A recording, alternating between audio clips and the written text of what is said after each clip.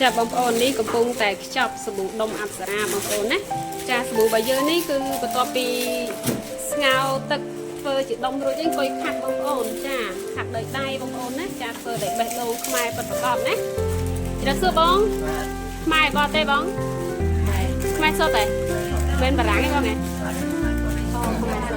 ចាខាងបងស្រីខ្មែរសុទ្ធដែរមិនខ្មែរកាត់ចិត្តទេបងណាអូខ្មែរកូអូចា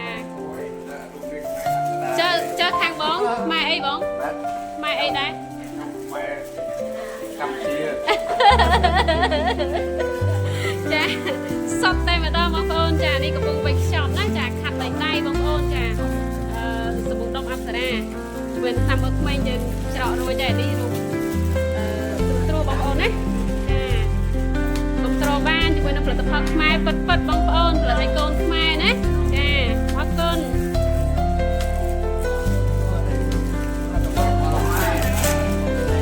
ចាដើម្បីប្រជាជនខ្មែរយើងមានការរីកចម្រើនចាមានប្រាក់ចំណូលបន្ថែមបងប្អូនឃើញទេចាធ្វើដៃបងប្អូនណាចាប៉ុន្តែគុណភាពវិញ